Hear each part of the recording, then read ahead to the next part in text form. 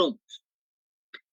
¿En qué etapa estamos? En el metabolismo de los tóxicos. El metabolismo de los tóxicos que se lleva a cabo en el retículo endoplasmático liso se puede llevar a cabo por los citocromos y por el grupo de los MOF, ¿no es cierto? Monooxidasa dependiente de flavin. Seguimos nosotros analizando citocromos. Estamos viendo cómo ciertos citocromos, por hacerlo bien su trabajo, más bien generan eros y están más relacionados con el cáncer. En este punto 226 estamos viendo que la función de este citocromo, conjunto de enzimas en ciertas patologías, van a estar alteradas. Entonces, lo que debemos aprender de memoria es esto, ¿no? Diabetes, obesidad, la expresión, la síntesis de los citocromos va a estar afectada. Por ello que les llamamos las enfermedades de base, ¿verdad? Para todo tenemos presente. Para que se muera con COVID, enfermedades de base. Para influenza, enfermedades de base. Y ahora aquí estamos viendo para desintoxicarnos. También es muy importante las enfermedades de base. Por supuesto, como ya lo habíamos indicado, depende también de los factores del individuo. La edad, sus hormonas, es drogadicto o qué medicamentos consume. Pero veamos esto. Citocromo P450, que se los llama de manera general. De manera general. Aquí tenemos la familia 1, 2, 3 y con sus subfamilias con las letras. Entonces vamos a ver. ¿Cuál es el objetivo de este citocromo? Es transformar el tóxico en polar. Eso se llama excretable, que está polar. Ese es el fundamento. Pero el ideal es que lo conviertan en inactivo. Ese es el ideal. Pero no siempre sucede. Ya hemos visto que era mejor que no metabolicen algunos tóxicos como el paracetamol, como el metanol. Resumen, los tóxicos, los xenobióticos, pueden convertirse, biotransformarse en moléculas más tóxicas. Ya habíamos visto la clase pasada que el citocromo 2A1, 2A3, al trabajar, generan muchos radicales libres. ¿Qué son los radicales libres? Ya lo hemos indicado, pero voy a volverlo a hacer. Los radicales libres son agentes químicos que en su última capa, en el último nivel de energía, les falta electrones, están incompletos. Recuerden que hay una regla, la regla del octete electrónico. Esta regla, esta ley nos indica de que todos los átomos tienden a tener en su último nivel de energía 8 electrones, por eso se llama octeto. Entonces estos radicales libres, déjame mi antihipertensivo, estos radicales libres, gracias, les falta electrones en su último nivel. Por ello buscan electrones, por ello se los denomina electrofílicos. ¿Dónde van a encontrar? ¿Dónde van a encontrar electrones? En los dobles enlaces. Sí, con diurético. ¿Dónde están los dobles enlaces? En las membranas celulares. Entonces van a llenar de huecos todas esas membranas. Apaguen su micrófono. No sé quiénes están con micrófono, por favor. No me gusta cortarles porque en cualquier momento pueden hablar. Stelzer creo que está con... Sí, ella está. Bien.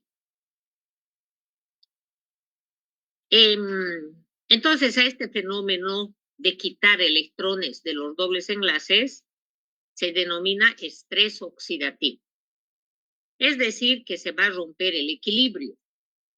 entre lo que son los radicales libres y los antioxidantes. Radicales libres, también llamados oxidantes, se va a romper el equilibrio con los antioxidantes. Cuando se rompe el equilibrio, estrés oxidativo. Bien. Aquí me está hablando en este párrafo de la vida media del hijo del tóxico.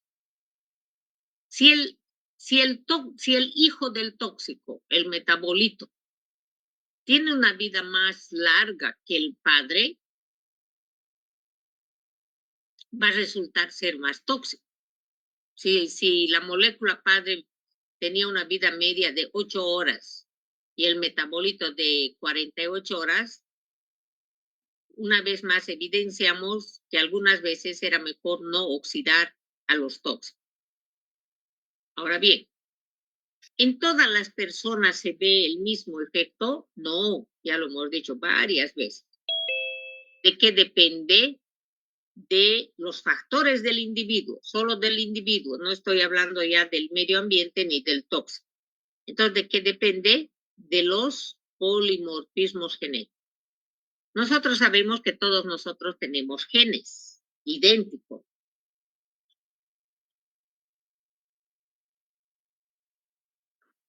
Porque somos humanos. Pero cada gen puede tener el lunar a la derecha y el otro tiene en la frente y el otro en el mentón. Eso se llama varias formas de un mismo gen. Y eso va a provocar cambios frente a nuestra reacción frente a los tóxicos. Habíamos hablado de los términos de inducción, ¿se acuerdan o no? De la señora que toma anticonceptivos y luego es churrasquera. ¿Qué es inducción? Pregunta de examen. Proceso mediante el cual una enzima va a aumentar su velocidad de actividad,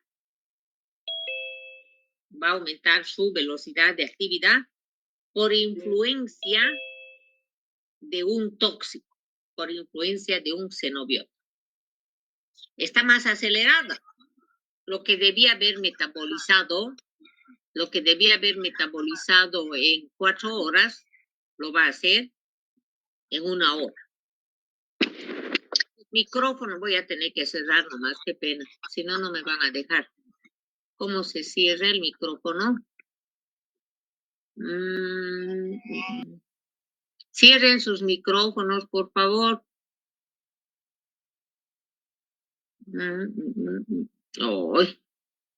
Aquí será.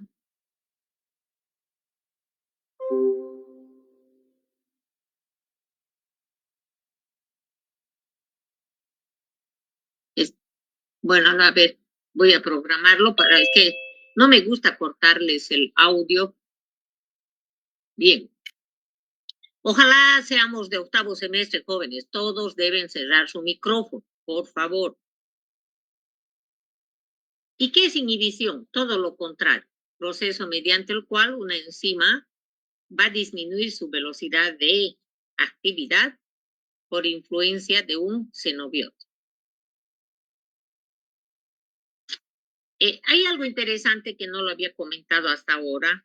Miren, interacciones entre medicamentos, interacciones entre nutrientes, interacciones entre nutrientes y medicamentos. Cada vez que yo tomo 2 medicamentos en forma conjunta, estoy jugando a la ruleta rusa, porque no sé qué hijo van a hacer de la interacción de esas 2 moléculas.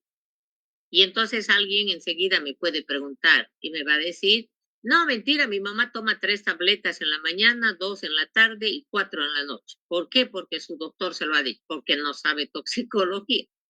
Ojalá todos a partir de aquí nos vayamos con ese mensaje. Debemos de tomar uno a las 7, el otro a las 8, el otro a las 9, el otro a las 10. Y cada uno, cada 8 horas, cada 12 horas. Esto es difícil con la gente ignorante, ¿me entiende? ¿Cómo le puede hacer entender metronidazol a las 8, Viadil a las 10, a las 11 su vitamina E. ¿Cómo le hago entender? Porque a veces las tabletas también vienen todas de color amarillo. Es esta la razón por qué las tabletas son de colores. Porque sería más difícil hacer entender a la gente si mantendrían sus colores originales. Casi todos son blancos. Entonces, qué pena, ¿no? A la gente se le dice, tome las 3 en la mañana, las 2 en la tarde y las 4 en la noche. Y entre paréntesis, si van a haber interacciones negativas entre fármacos, total, ya está mal, ya está enfermo, ¿qué me importa? Que se vaya. Qué pena. Ojalá, por favor, les pido cada uno de ustedes que aprenda esto y empiece a normar en su casa. Evidentemente, cuando vaya a la próxima consulta con su médico y usted le va a plantear esta idea, evidentemente que le va a decir, no, no pasa nada. Sí, puede que no pase porque no se están dando los 3 factores. Pero la teoría indica eso. Hay mucho escrito, mucho publicado en que hay interacciones entre medicamentos. Nunca debe tomarse 2 medicamentos juntos.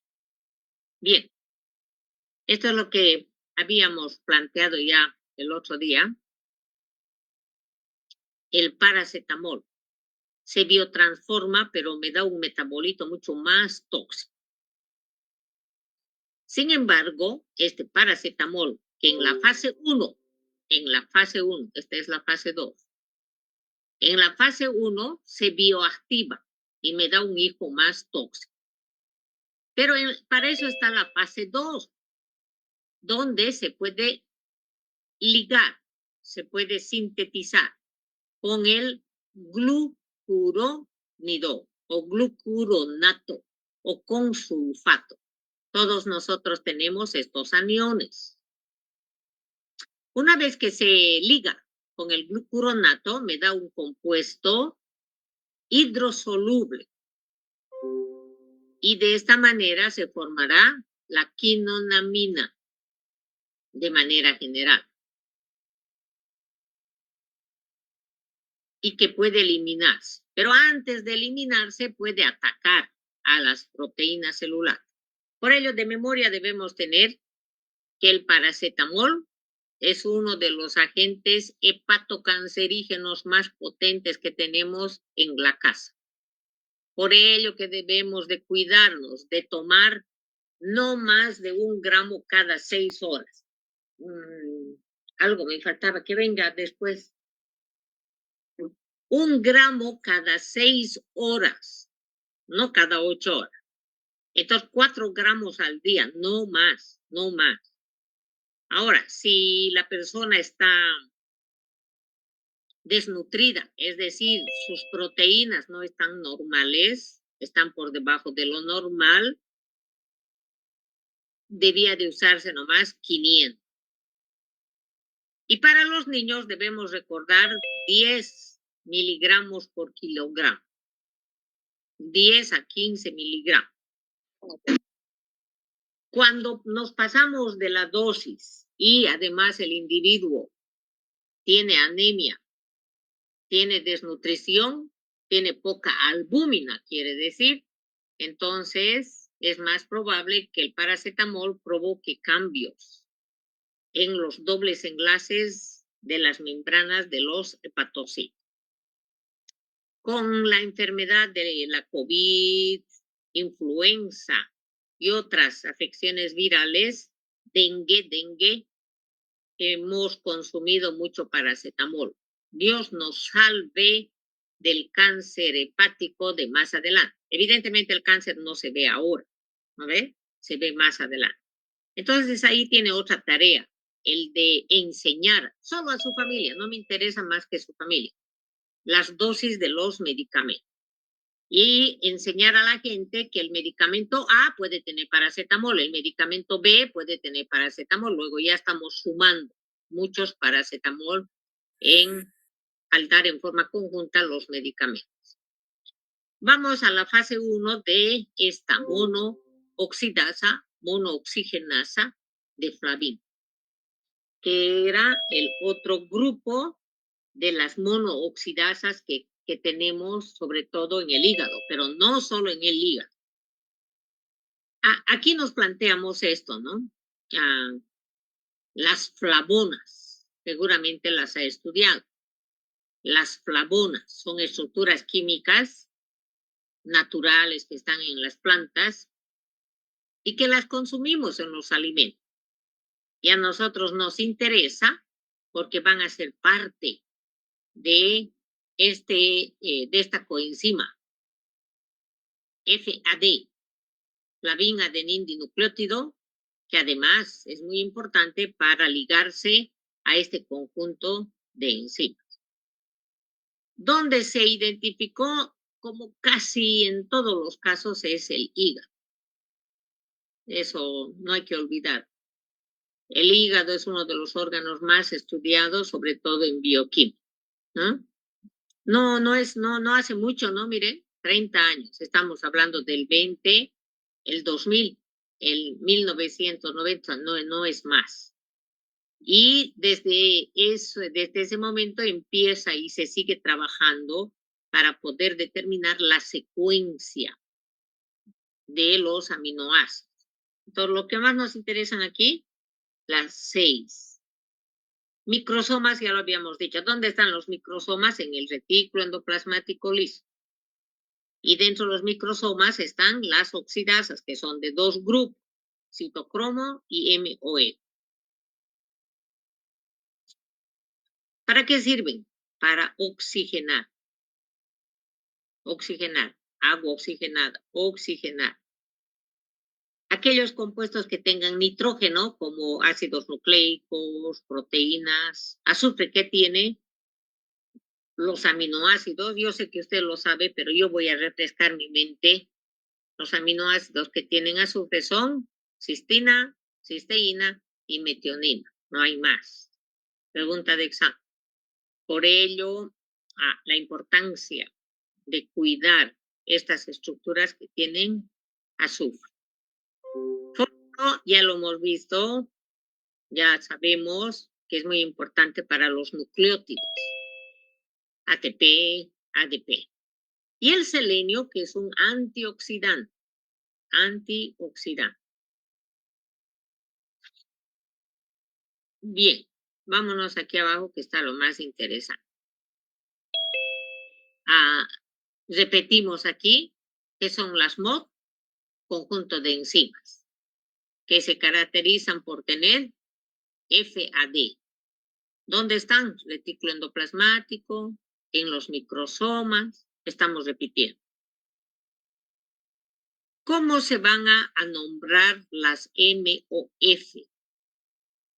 Son muy poquitas, primero, no se olvide, hace 30 años. Las más estudiadas 6, pero las que sobre todo se expresan en el humano, 5. Otra vez el hígado, ahí se han identificado 3. ¿Cómo se ha desarrollado la nomenclatura? Entonces agrupa dentro de las familias, igual que los citocromos, 1, 2, 3. Y las subfamilias van a ir con letras. Con letras. Vamos aquí. Esto. Cuando comparamos diferentes especies, tenemos mucho parecido con alguna de estas, pero particularmente a el cerdo. No sé si alguna vez ha escuchado, del cerdo, entre comillas, podríamos quitar varios órganos y coincidirían con la del humano en cuanto a función, no en cuanto a forma y peso. Por ello que estas MOF se han ido trabajando en estas especies, ¿no? Puede llevar a confusión entre las que se encuentren en cerdo y conejo. Otra especie que también trabajamos mucho son aquí los peces. Los peces. Para probar la toxicidad de varios compuestos por ello se hacen pruebas en cerdo, en conejo, en peces y recién el ser humano. Bien, ahí se activó mi VIX.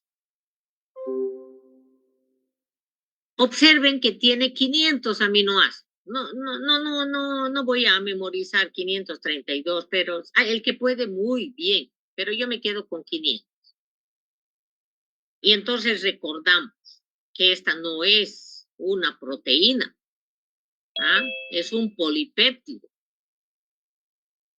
muy parecido a la insulina. Recuerde que la insulina tiene 541, no, tampoco no lo recuerdo bien eso, pero para mí en mi memoria está 500 y marca la diferencia. Miren la importancia de la insulina con solo 500 aminoácidos.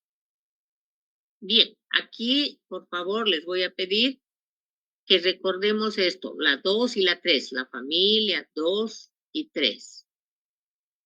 Estas hace muy poco que se han determinado la secuencia, la organización de sus aminoácidos.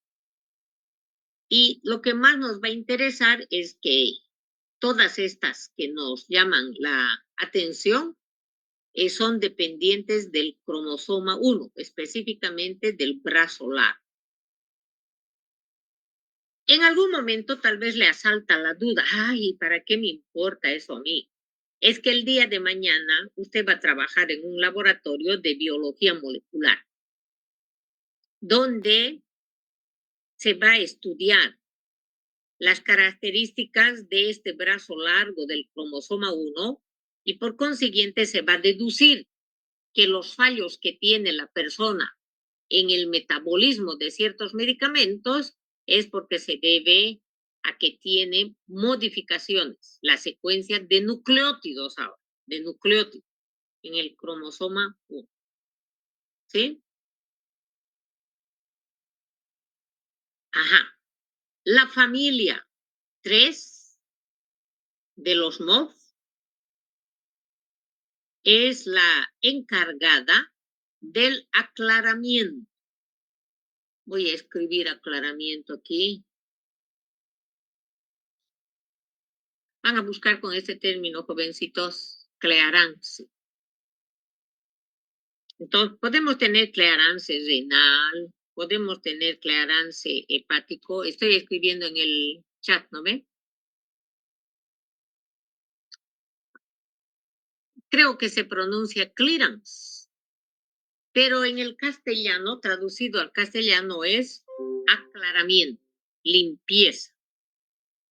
Seguramente se acordarán, han llevado en bioquímica el clearance renal, clearance renal.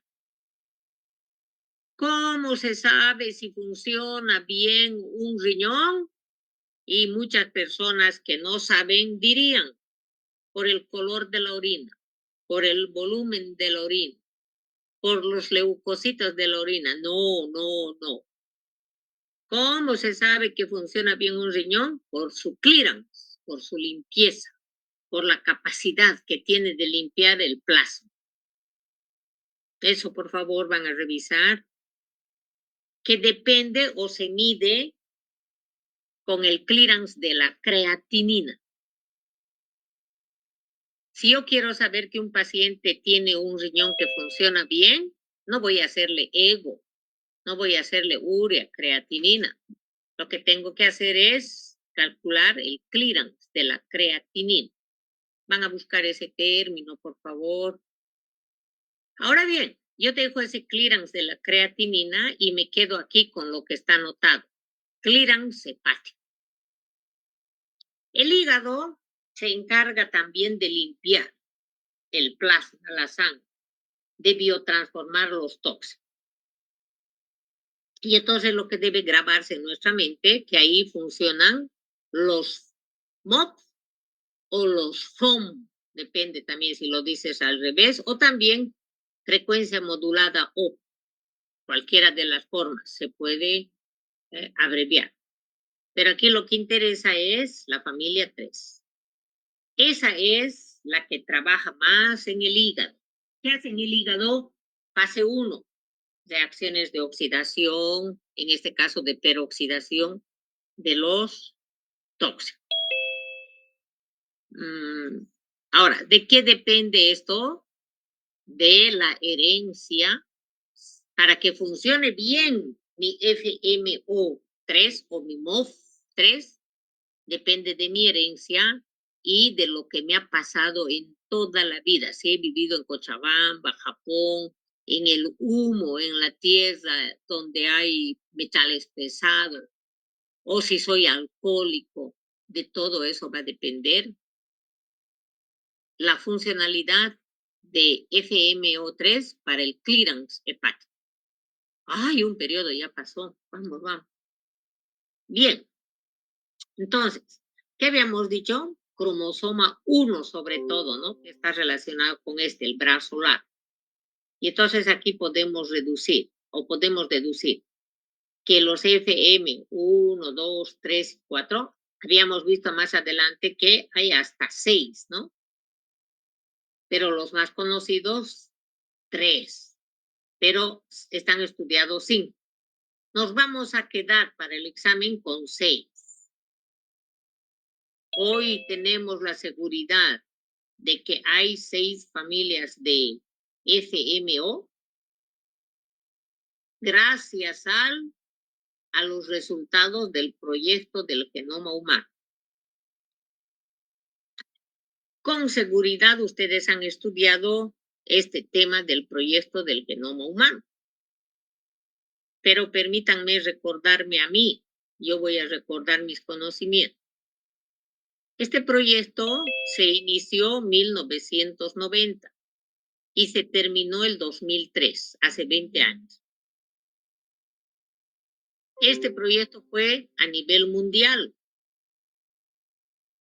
Cada sector se confió a Estados Unidos, a Europa, Asia, Oceanía. Todos los científicos del mundo trabajaron. ¿Y en qué consistió el proyecto del genoma humano? En mapear completamente la secuencia de los nucleótidos. Miren, el 2003, por primera vez el humano sabía cuál era el orden de sus genes. ¿Qué les parece? De esta manera sabemos cuál es el orden normal y cuando se altera, ya sabemos qué enfermedad es probable que le enferme el día de mañana a ese individuo. Gracias a este proyecto del genoma humano sabemos si una persona va a tener Alzheimer, si va a tener hemofilia, si va a tener demencia, si va a ser alcohólico, mentiroso, drogadicto. Qué interesante. Y entonces este proyecto tenía esa finalidad de prevención. Si la gente tiene esa predisposición a tener Alzheimer, entonces en forma preventiva ya se le enseñaba nuevamente a escribir, a atar cordones. En la mañana es súper juez, en la mañana se va, es súper profesora de la universidad, pero en la tarde tiene que asistir a su instituto para hacer redonditos otra vez. Nuevamente hay que meter archivos nuevos. Esa era la finalidad del proyecto del genoma humano, saber con qué enfermedad posiblemente me encuentro. Pero en la actualidad se utiliza para discriminar. Una nueva persona va a buscar trabajo, se le hace examen proyecto del genoma humano, se le encuentra predisposición genética para tener alcoholismo, entonces no se le contrata. Ya. O la chica que quiere casarse, tiene predisposición, no se casa con esa persona. Ese es el problema ético que tenemos en el momento. Bien. Expresión. ¿Qué es expresión? La actividad. La actividad. Todas las personas tenemos genes, tenemos cromosoma 1 para poder sintetizar estas enzimas, sí. Sí. Pero podemos tener estas enzimas con diferente efectividad, diferente actividad. ¿Y de qué depende? Diferente susceptibilidad que cada uno de nosotros tiene a un determinado tóxico en forma de fármaco o de el medio ambiente. ¿Qué es esto? factores del individuo. Uno de nosotros es Toyota, el otro es Suzuki, el otro es Chevrolet. De ello va a depender. Entonces, si yo soy Chevrolet, tengo muy mal control de calidad para sintetizar MOF. Voy a tener estas enzimas poco activas. Así se entiende por qué las personas, algunos a los 50 están muy enfermos, otros a los 60, otros a los 70 y otros viven hasta los 90 sin ninguna enfermedad. ¿De qué depende? Genética y el medio ambiente. ¿Dónde vivió? ¿Vivió en las minas? ¿Vivió en Chapare? ¿O vivió en la cárcel o dentro de una fábrica? Hay muchas personas, niños, que viven en las fábricas o en la, o en, ¿cómo se llama? Ciudad industrial, ¿cómo se llama? El barrio industrial, parque industrial. Bien. Durante mucho tiempo se ha explicado esto, se ha tratado de explicar, de que el medio ambiente no afectaría en la expresión de los genes. Durante mucho tiempo se indicó que los genes no son afectados por el medio ambiente. Eso es falso. Hoy en día cuidamos de lo que haya en el medio ambiente porque va a afectar a nuestros genes. Eso se llama genotoxicología. Aquí me voy a anotar para el examen, de que estoy hablando de eso. Esto es pregunta de examen. Genotoxicología. Entonces aquí voy a poner pregunta de examen. La genotoxicología es una especialidad de la toxicología que estudia, investiga qué agentes son tóxicos para los genes. Anoten bien, por favor.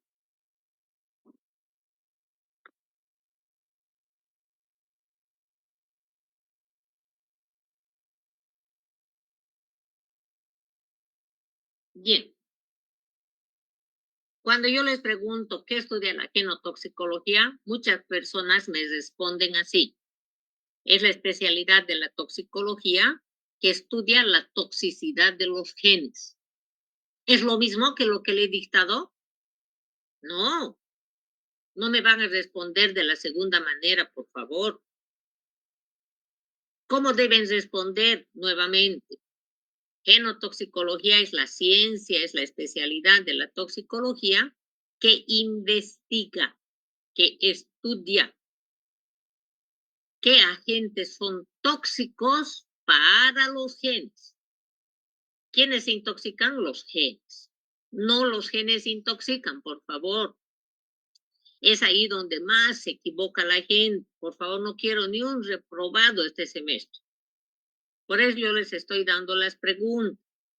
Bien, entonces, según esta doctora, es muy difícil que los genes sean afectados por el medio ambiente. Y entonces, como especialista, que he leído a los grandes toxicólogos, que he estudiado 5 años con el mejor toxicólogo de habla hispana, tengo que insistirles que eso no es así. Los genes pueden afectarse por todo lo que haya en el medio ambiente. ¿Qué hay en el medio ambiente? Dos grupos, agentes metálicos y no metálicos, por favor. Metales y no metales. Dos grupos grandes. Cuando hablo de metales, están todos los de la tabla periódica, pero particularmente los metales pesados. Esos son los más peligrosos.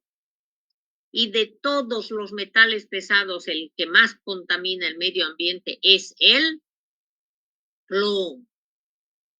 Pregunta de examen, ya han expuesto eso en la parte práctica.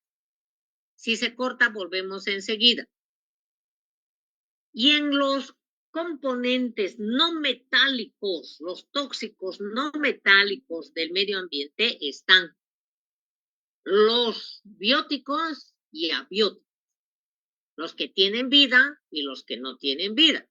¿Cuáles son los que tienen vida? Bacterias, virus, todo, insectos, ranas.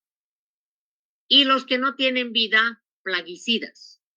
Número 1, agroquímicos, detergentes. Todos ellos pueden intoxicar nuestros genes y modificar. Por ello, hacemos gestión de la basura. Esto va en tarro rojo, en...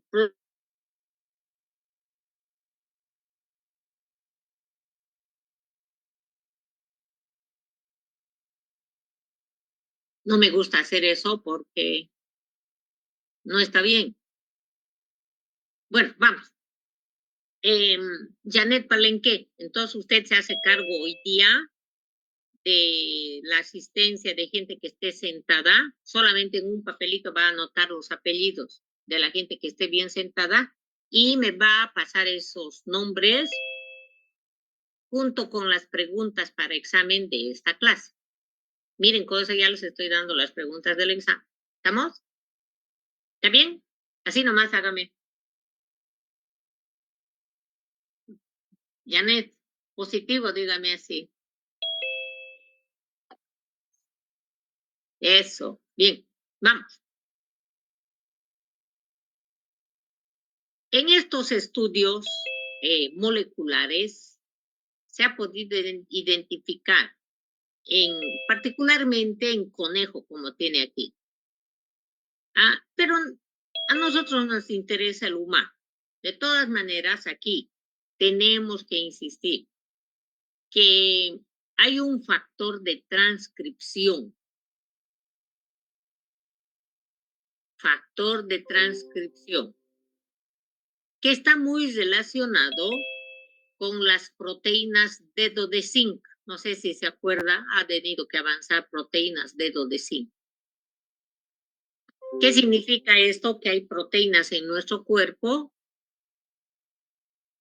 que adoptan la forma de un guante, de un dedo. Por eso se los llama dedo de zinc.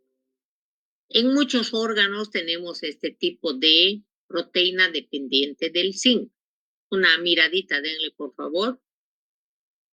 Y aquí estamos evidenciando que también para la expresión de este tipo de enzimas es importante el zinc. No sé si se acuerdan, para COVID, ¿qué era? Zinc, tabletas de zinc, jarabe de zinc. Y en la actualidad, Bolivia, a través de su sistema de salud, regala jarabe de zinc a los niños. Por esto que estamos viendo. Porque el zinc es importante para las proteínas en forma de dedo. Es muy importante para la actividad de muchas enzimas, entre ellas MOP, para desintoxicarse. Y de esta manera se colabora en la defensa del cuerpo humano. Yo lo anotaría como pregunta de examen. Esto de aquí no le veo mucha importancia, por eso que no se los he marcado. Vámonos al siguiente. Aquí me hace una rememoranza de los MOB, de los puntos de vista de diferentes autores. Entonces, lo que tengo que destacar aquí es que también va a tener importancia la configuración cis y trans. Cis y trans de las proteínas y de los ácidos grasos. Por ello que no lo marqué, porque esto es elemental para todos nosotros, ¿no? Una vez más, las diferentes especies tienen características genéticas, bioquímicas diferentes entre sí. Por ello que una especie puede ser más susceptible a un tóxico que a otro. Aquí yo quiero recordarles que hubo un tiempo en que el humano iba a una fiesta y llevaba a su perro y lo sentaba a su lado, en el suelo. Y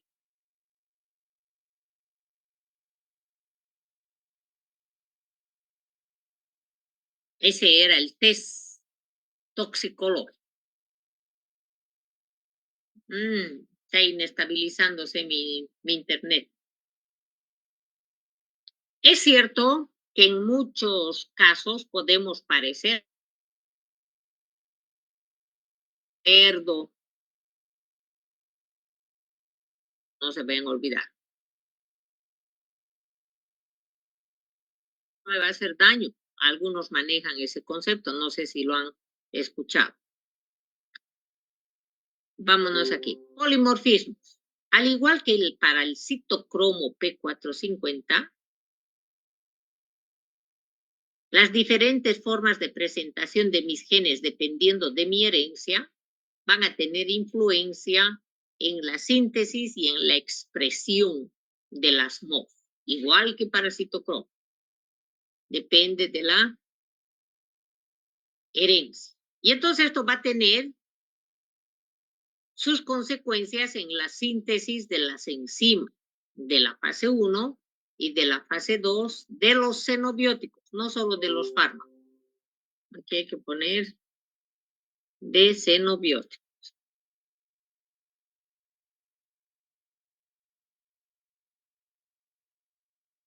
Número 1. Otra vez, la familia 3 es la más importante para nosotros, pero desde este punto de vista va a ser el 2 y el 3 los que van a mutar, o los que son consecuencia de más mutaciones a nivel genético. ¿Y qué agentes van a mutar? ¿Qué agentes van a hacer mutar? ¿Qué agentes van a hacer mutar? Los xenobióticos, genotóxicos.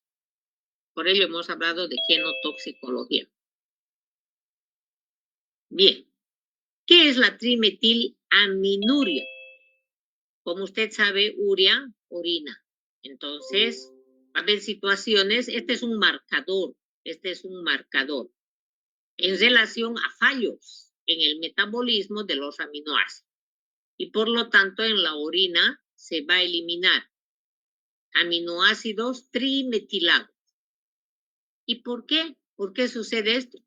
Porque hay fallos genéticos. Han habido modificaciones genéticas que alteran la biotransformación 1 y 2 de las proteínas. Entonces, esta enfermedad se caracteriza por ello porque los genes fueron intoxicados. Además, de forma paralela, el clearance, el metabolismo de la nicotina y de los ATC, antidepresivos tricíclicos, va a estar afectado. Otra vez yo le preparo el día de mañana, van a haber niños, bueno, en la actualidad hay muchos pacientes que tienen este problema, pero que se mueren. Pero la perspectiva es que ahora, niño que nace, niño que se le va a hacer su examen de biología molecular. No sé si ustedes saben, aquí en la maternidad tenemos un proyecto con el doctor Tinajeros. Él ha conseguido un proyecto para traer máquinas y poder trabajar con PCR en tiempo real. Y de esta manera, niño que nace, sangre umbilical, hacer sus análisis y ver qué enfermedades genéticas tiene. Personas que no van a poder metabolizar nicotina o estos medicamentos antidepresivos tricíclicos, como la quetiamina, por ejemplo. ¿Qué hemos dicho? 6, ¿no? 6.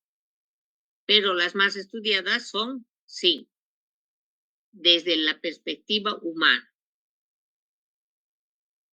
Cada conjunto de enzimas tiene su propio gen que puede ser afectado por los tóxicos. Esa es la idea.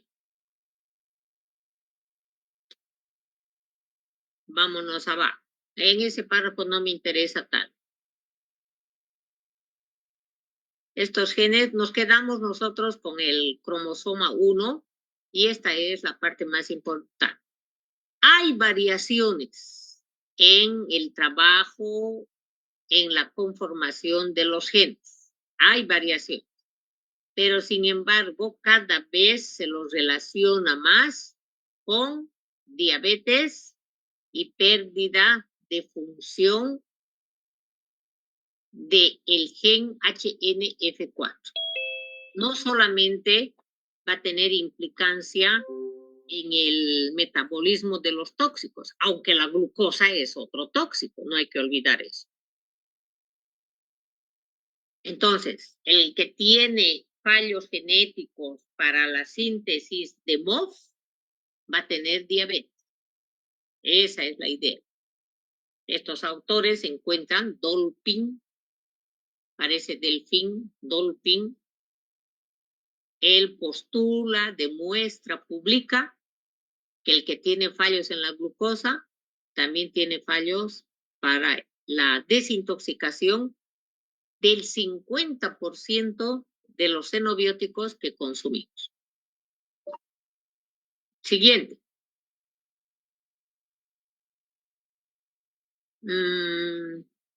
Que no. Prevalencia. La prevalencia en países antiguos. Muchos de los países nuevos, jóvenes, mis lentes, hijito, no veo bien con esto. Tienen que traérmelo los plata, que debe estar en una de mis bolsas de ayer. Por favor, van a disculpar. Bien. ¿Qué es prevalencia? Un fenómeno, las estadísticas de un fenómeno que están casi constantes en el tiempo. En Bolivia es prevalente la tuberculosis, es decir, que está ahí, que no se mejora, que no empeora, que está. Para que yo me acuerde, le pongo de moda. Entonces, aquí, ¿qué me indica esta autora? Los polimorfismos de moda están a nivel de la familia 3, que es el más importante, pero sobre todo en países del mundo viejo. Nuevo mundo, viejo mundo, ¿no? Ahora, ¿por qué será eso? Porque claro, como comunidades, como poblaciones, tienen más tiempo de vida y mayor probabilidad de haberse puesto en contacto con genotóxicos. Esa es la explicación. Vámonos abajo. Aquí, la variabilidad, la mayor variabilidad en estas MOF3 se va a encontrar a nivel de la oxidación de aminas y oxidación de sulfuros. ¿Qué me está indicando entonces esta autora? Que la mayor parte de los europeos, asiáticos, van a tener problemas en el metabolismo de proteínas y de proteínas que tengan gran cantidad de azufre. Con esto, lo que quiero resaltar, aprovechar lo que publica esta doctora, quiero aprovechar para indicar lo siguiente. En la actualidad, a la población le preocupa que hayan tóxicos para los genes, que van a provocar, ¿qué cosa? Mutaciones. ¿Y eso qué se llama? Variabilidad. Y entonces, ¿será que mi nieto, mi bisnieto van a nacer con 2 cabezas o 3 pies? No, ese no es el miedo. El miedo es que las enzimas, sus enzimas, no le van a permitir metabolizar normalmente como lo hacemos nosotros, por ejemplo, proteínas. ¿Me entienden? nace un bebé normalito, 2 ojos, una nariz, todo normal. Pero llegado el momento, se le va a administrar huevo o leche también que tiene proteínas y no va a poderlo metabolizar. Es esa la idea, por favor, que tiene que quedarse en todos nosotros de el cuidado que debemos de tener, sobre todo para cuidar el medio ambiente.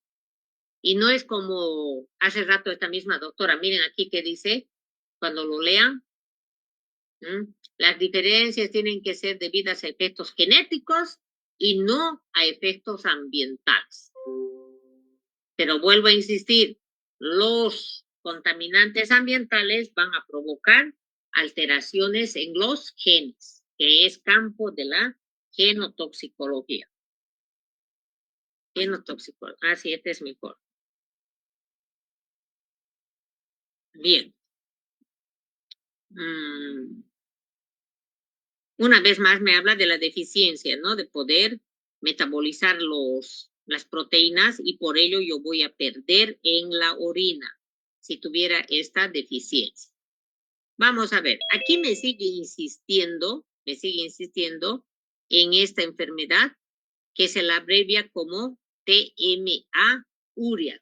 Agárrala bien, hijito. Trastorno recesivo autosómico.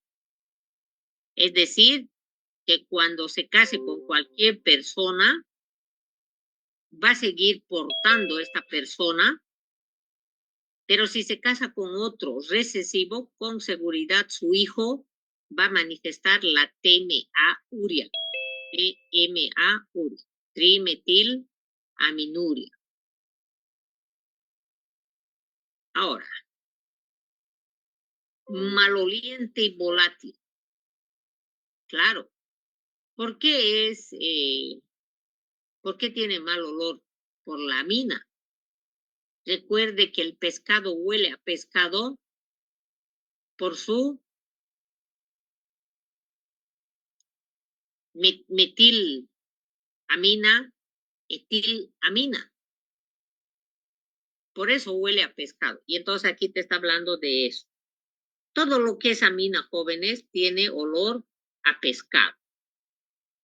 Por ello que cuando tomamos muestra de una señora que tiene una ITS, una enfermedad de transmisión, infección de transmisión sexual, lo que le preguntamos es, ¿tiene olor a pescado, señora?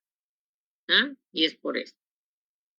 ¿Cómo podemos reconocer a una persona que tiene TM aurea? El olorcito a amina. Vamos a ver. Esta trimetilamina, tiene su metabolito, que es temano, que ya no tiene olor. Eso pasaría de forma normal en usted. Usted biotransforma muy bien todos sus productos proteicos hasta temano oxidado y no tiene olor.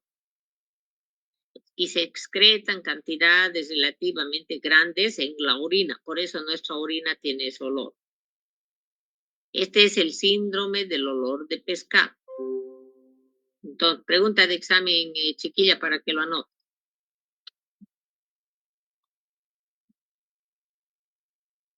¿Qué es el síndrome del olor a pescado? Es el resultado de los fallos en la expresión del conjunto de enzimas FMO como consecuencia de la experimentación de cambios estructurales en los genes correspondientes. Otra vez estamos hablando de genotoxicología. A ver, veamos este gráfico. Yo tengo aquí acetilcolina, acetilcolina, que es un neurotransmisor que tiene que trabajar en los receptores muscarínicos y nicotínicos. Y tiene que hacer lo que tiene que hacer. Pero no puede estar indefinida, no puede estar ahí molestando todo el rato. Para eso está esta enzima, acetilcolinesterasa, que destruye a este neurotransmisor en colina y en acetato. De esta manera ya no va a provocar efectos muscarínicos ni nicotina. Ahora, la colina más la acetilcoenzima A, colina más acetilcoenzima A por la colina acetiltransferasa, nuevamente me va a dar acetilcolina. Este es un ciclo.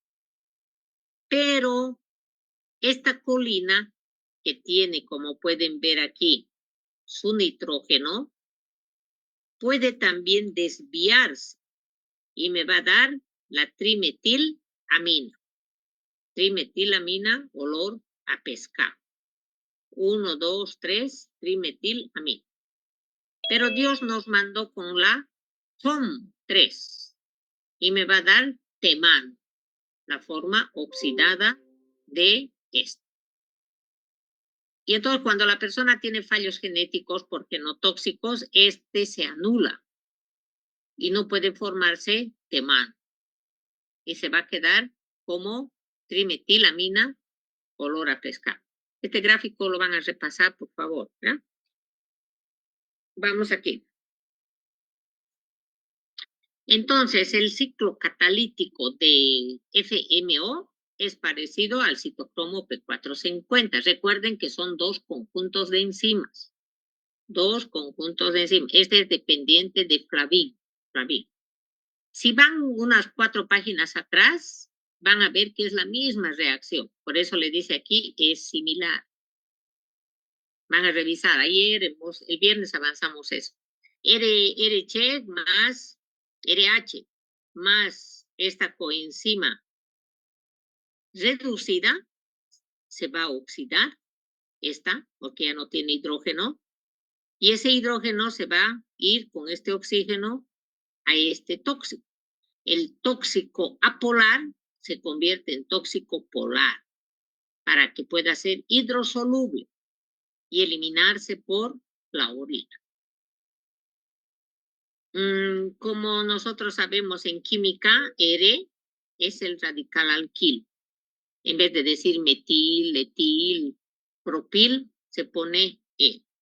Por ello nos aclara de esta manera esta doctora. Bien, es importante que FOM, lo que estamos aquí analizando, o MOF, dependen de FAT. Por eso se llaman MOF, F de flavin.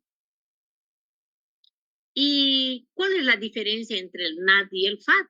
Entre estas dos coenzimas.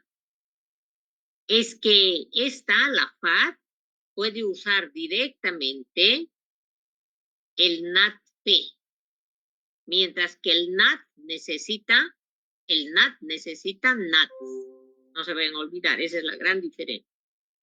Cuando estamos en la fosforilación oxidativa,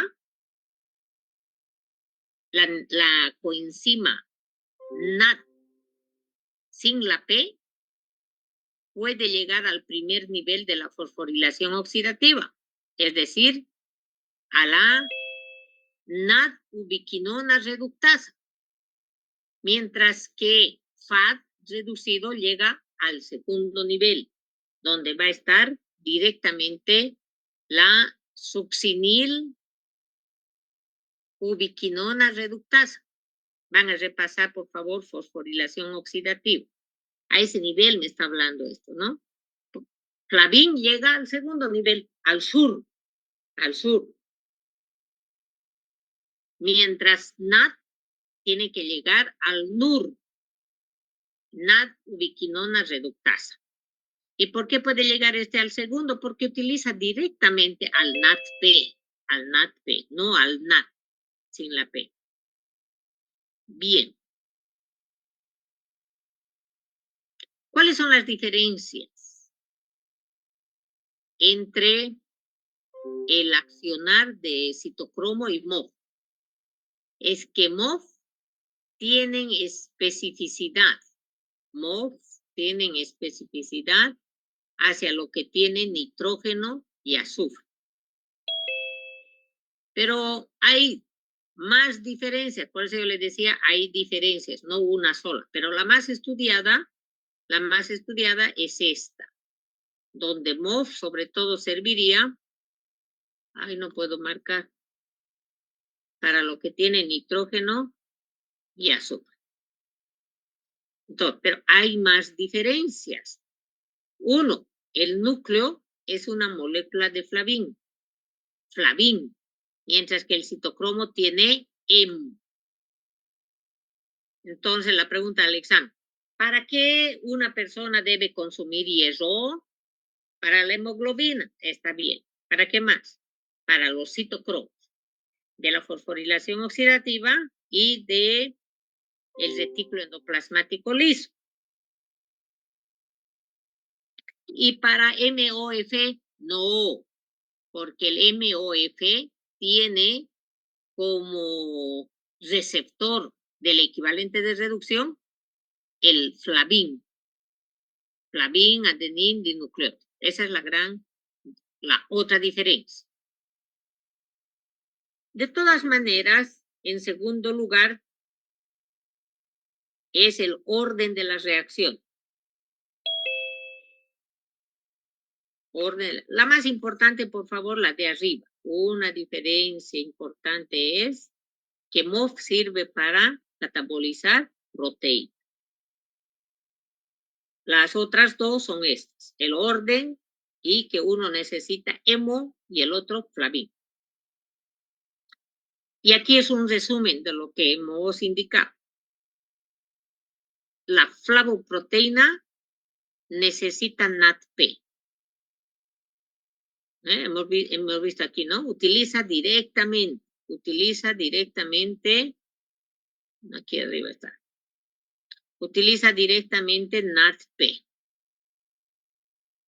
Segundo, la adición, no adicción, la adición de oxígeno produce un metabolito intermedio que se llama hidroperóxido flavín o también llamado hidroperóxido de flavín. También, aquí le puede poner la D, hidroperóxido de flavín. Y este se convierte en un metabolito oxidante muy potente que puede atacar a cualquier estructura y oxidar. Ahora bien, ¿aquí qué fue? Adición del oxígeno para formarse, 10 minutos más tenemos todo. Número 2, ¿qué era? Se adiciona oxígeno para formar el hidróxido peróxido de flavín. Pero aquí ya se añade a ese complejo, a este hidroperóxido de flavín, se va a añadir el sustrato. No hay que confundir eso. Aquí se adiciona oxígeno y aquí ya se liga a este complejo formado en el 2, se va a unir el tóxico. Y de esta manera el tóxico se va a oxigenar y se va a polarizar para poder ser eliminado. Al final se va a formar agua como un compuesto no tóxico, ese es el fin, que podría nuevamente generar hidróxidos.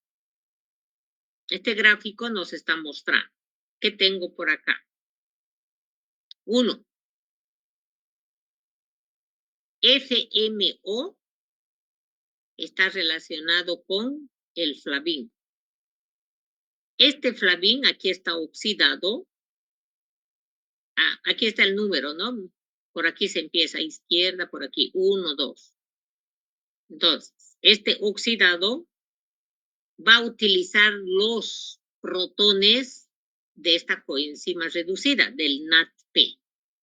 Por eso que el NADP reducido que está acá se va a oxidar. Aquí está el oxidado. Si este se oxida, este otro se va a reducir. Entonces, una vez que esta coenzima sigue pasando como oxidada, con la adición del oxígeno, que es lo que acabamos de ver aquí en el segundo, adición de oxígeno, entonces tengo una forma peroxidada, hidroperoxi de flavin. Y recién en esta parte es que el tóxico, fíjense aquí arriba, el tóxico, el sustrato, va a pasar a un estado oxidado, porque este complejo le va a ceder sus oxígenos. Entonces yo tengo aquí FAD con 2 oxígenos, aquí se queda con 1. Pero esto era suficiente, que este tóxico ahora esté oxigenado, por lo tanto es polar, por lo tanto se puede eliminar por la orina. Lo que va a pasar aquí es que va a perder el oxígeno en forma de agua y ya está lista nuevamente la coenzima para que pueda trabajar con este conjunto de enzimas. Toxicidad. Son tóxicas o pueden provocar intoxicaciones M o F. 5 minutos, 6 minutos, hijo. ¿Ya? Ya déjame la harina también. ¿Lloró? Oh. Es que a mi gatita le sacaron sus puntos y no he podido estar ahí con ella. Hijito, déjamela ahí. Bien. ¿Para qué sirve MOP? Para xenobióticos orgánicos. ¿Qué son los xenobióticos orgánicos? Los que tienen carbono. Pero acabamos de ver que sobre todo para proteínas y para nucleótidos. Las proteínas tienen nitrógeno, azufre y los nucleótidos además tienen fósforo.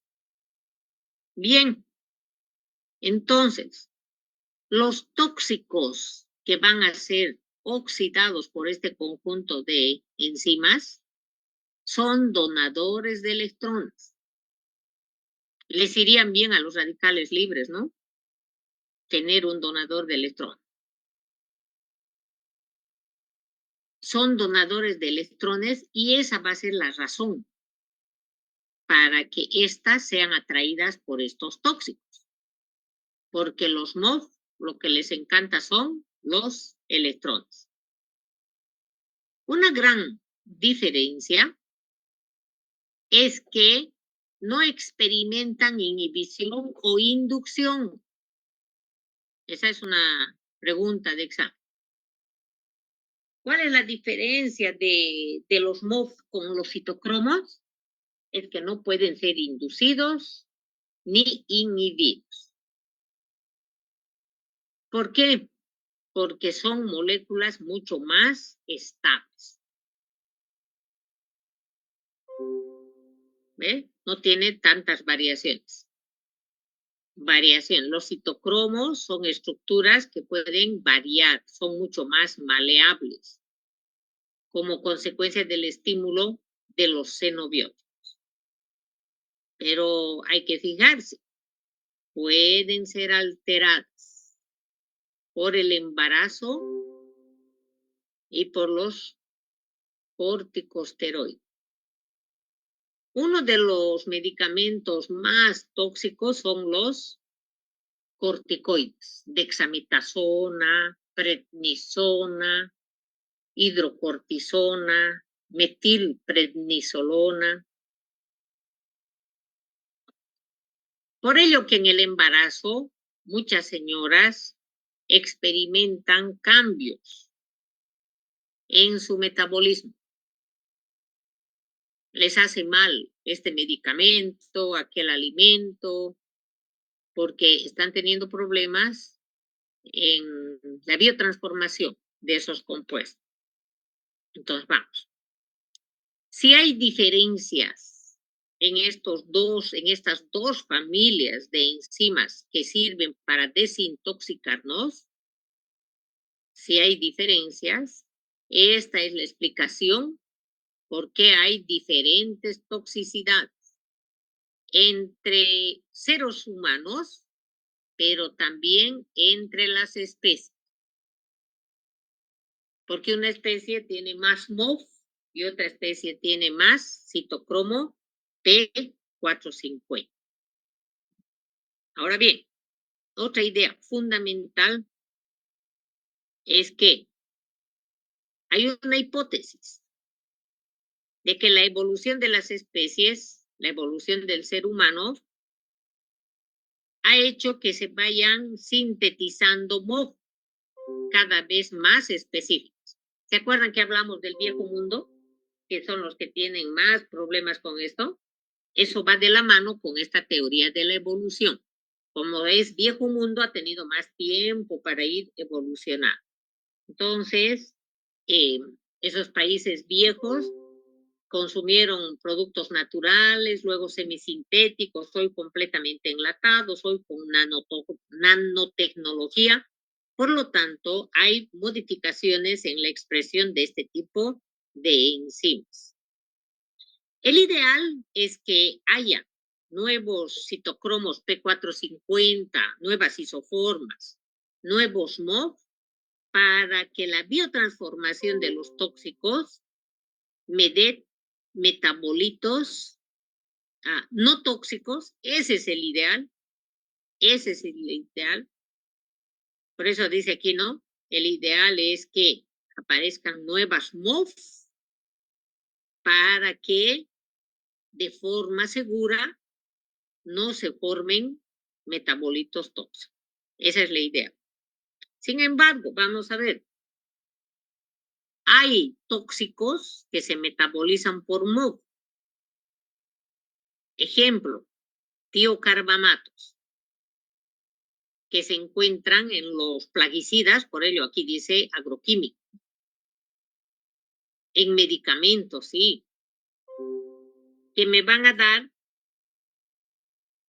derivados o me van a dar metabolitos, pero mucho más tóxicos. Era mejor que no los vayan metabolizando.